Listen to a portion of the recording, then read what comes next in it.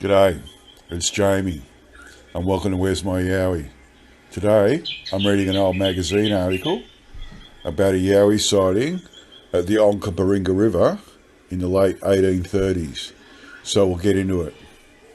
This was published in the Australian and New Zealand Monthly Magazine, Volume 1, Number 2, dated 1st of February 1842, titled Superstitions of the Australian Aborigines, the Yahoo. The natives of Australia have, properly speaking, no idea of any supernatural being.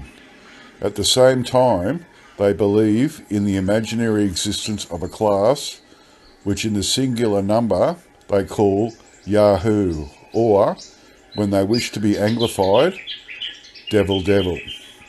This being they describe as resembling a man of nearly the same height, but more slender, with long white straight hair hanging down from the head over the features, so as almost entirely to conceal them.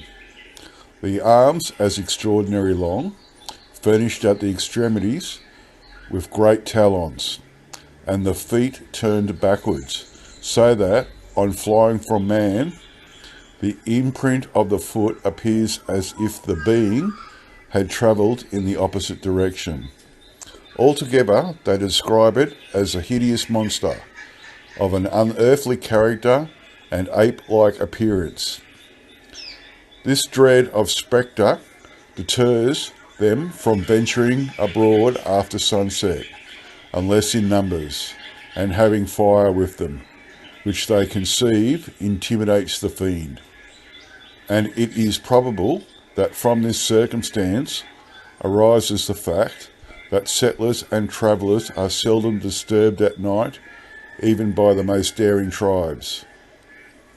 One of the many evil endowments which the natives attribute as belonging to this fanciful creature, that of carrying off children and females, no traces of whom are found afterwards, appears to be most prominent and dreaded.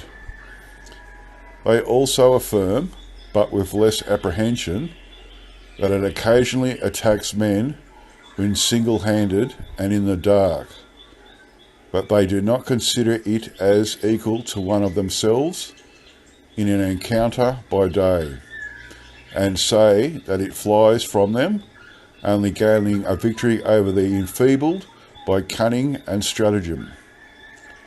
The supernatural agency of the Yahoo is very limited, and confined chiefly to such occurrences as the following: appearing suddenly and unaccountably pouncing upon and destroying the defenceless, and maintaining certain baneful influences over human life. The latter is considered the most prominent of its attributes, regarding it in some measure to be intended as the destroyer of man. Beyond this, the Yahoo has no sort of prevalence, nor, indeed, has any other demon, spectre, or deity, for here ends their idea of supernatural agency, without a thought or fear of future existence. Indeed, excepting this bugbear in some few powers, they neither know of, nor can conceive any being more exalted than man. The following is a story related by Mungaroke, a native of a tribe near Adelaide, of a Yahoo. A gentleman who required to travel from Encounter Bay to Adelaide at the first settling of the colony took with him some natives for guides. The party continued onwards very satisfactorily and passed the Onkaparinga, when it rested for a short period in a strangely formed hollow among the sand hills at the mouth of the river. Listless and inactive from fatigue, the whole of them remained, with the exception of Koterigi, who, upon being questioned as to the cause of his restlessness, with evident circumspection, informed them that he once had a very serious adventure upon the spot on which they were with a Yahoo. Curiosity being awakened by his statement, he was requested to detail the circumstances, which he did to the following purport. He, Koterigi, accompanied by 2 males and 1 female, were returning from a visit to the tribe resident near Adelaide. When they arrived at the banks of the river Onkaparinga, when Munchie, one of the party, proposed that they should halt and kindle a fire, by which they could cook their lizards and refresh themselves, as they would meet no more water on their journey for a long distance. This being agreed to, the males proceeded accordingly to the bottom of the dell for water, when, to their great surprise and dismay, they espied something lying beside the spring, apparently in a sound sleep, which they immediately recognised to be a Yahoo, or one of the natives' arch-enemies.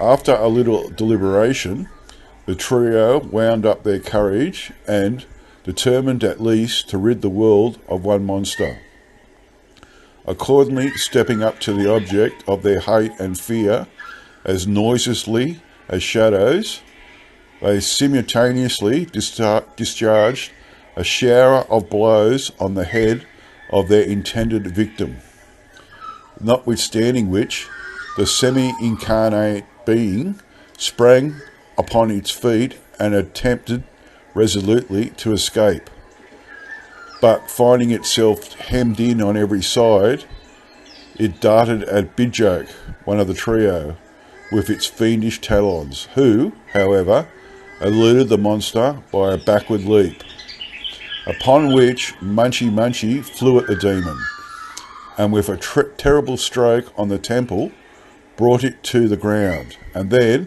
with Bigfoot, fell upon and held the Yahoo fast, while Koterigi drove his waddy through the skull from ear to ear.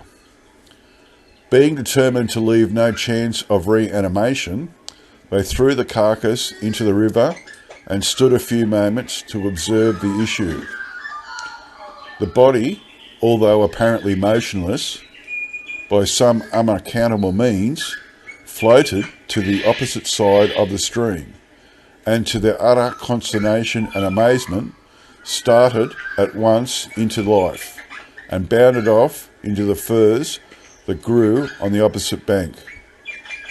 This story, which was subsequently confirmed by Bigfoot, Munchie and Koterigi, evidently cost poor Mungaroke a great deal of pain, for while he doled it out, the furtive glances that he occasionally cast over his shoulder too plainly told the apprehension he felt of the Yahoo's reappearance, although the native superstition teaches that it will not approach the presence of a white man.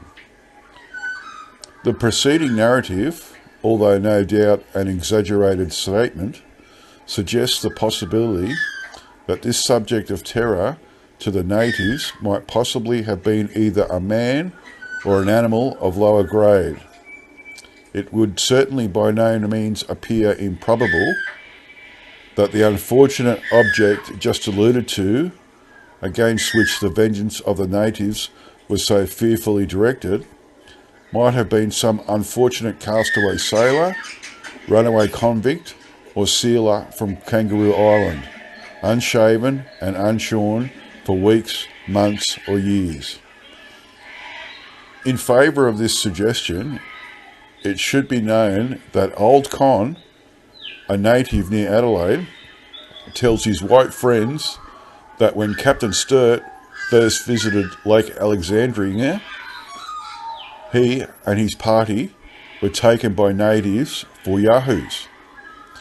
And, on the other hand, a contested point has long existed among Australian naturalists whether or not such an animal as the Yahoo existed.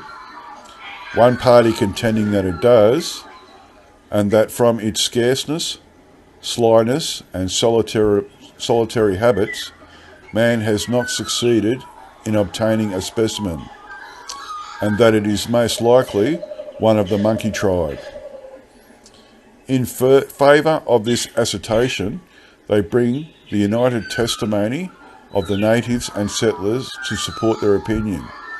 From the latter, the two following instances of its appearance have been obtained, by the first of which appears that a few years ago, a Yahoo exhibited itself in the government domains of Sydney before several persons, but quickly effected its escape upon their approach.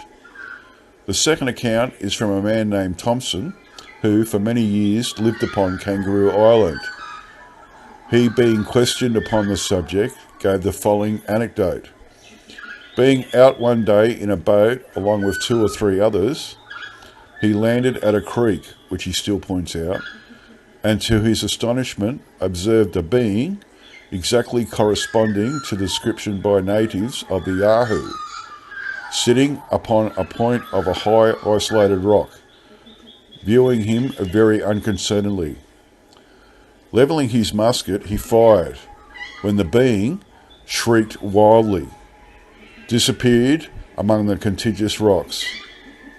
The appearance of this creature and the peals of agony that burst on his ear after firing have left such an impression upon this man's mind that at times both are conjured into existence by the bare recital and not unfrequently by the moaning breeze.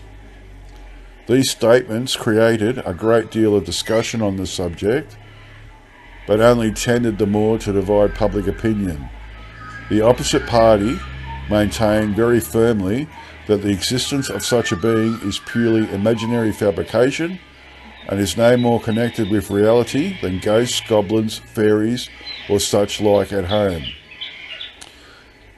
It is sincerely to be hoped that the latter opinion is the correct one, and that the onslaught made on the Yahoo, whether man or monkey, is of equally imaginary character. The end. Well, that's a really amazing story, that with the 3 Aborigines attacking the Yahoo Yowie. What gets me is like the 3 of them beat the hell out of this thing, then they've held it down, and one of them's drove his waddy or nulla through its skull from ear to ear. They've thrown it in the creek, and then the thing's got up and run off. That's like one tough Yowie. Okay, that's it from me. I'll get back to you all next time. Bye.